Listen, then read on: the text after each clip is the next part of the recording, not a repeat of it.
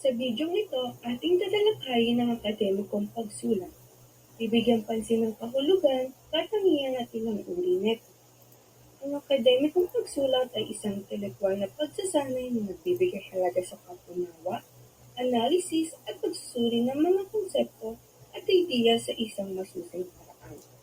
Ang layunin nito ay makapagbatid ng maayos na mga ideya at konsepto gamit ang wastong istruktura, lohika at paggamit ng tamang sanggunian.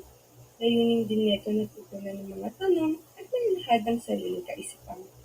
Tungkulin nito na magpalawak ng kausayan sa wika, sa wastong gamit ng gramatika at sintaksis at magpalaganap ng mapanuring pag-iisip. Ang akademikong pagsulat ay may 10 katangian.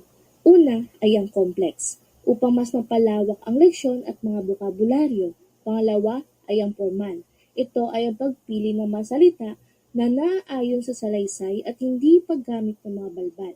Pangatlo ay tumpak. Kinakailangan na walang labis o kulang ang impormasyon na nakalahad. Pang-apat ay objektibo.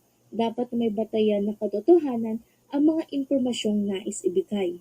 Panglima ay explicit. Ito ay ang pagsasama ng mga impormasyon pagtukoy sa pagkakaugnay at paghihinuha. Pang-anim ay wasto.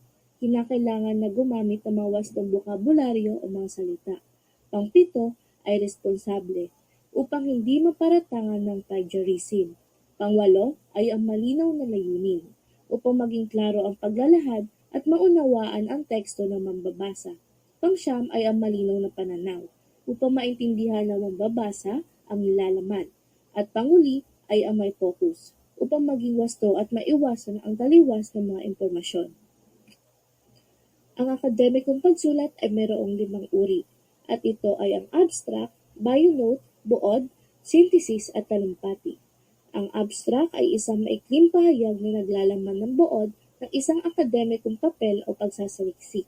Ang bio-note ay isang sulating tumatalakay at nagbibigay impormasyon sa isang individual upang maipakilala ito sa mga tagapakinig at mambabasa. Ang buod ay ang tala ng isang individual sa sarili niyang pananalita ukol sa kanyang narinig o nabasang artikulo, balita, panayam at iba pa. Ang synthesis ay isang sulatin na may nilalaman ng mga pinagsama-samang buod. At ang talumpati ay ang paglalahad ng kaisipan o opinyon na pinababatid sa pamagitan ng pagsasalita sa harap ng madla.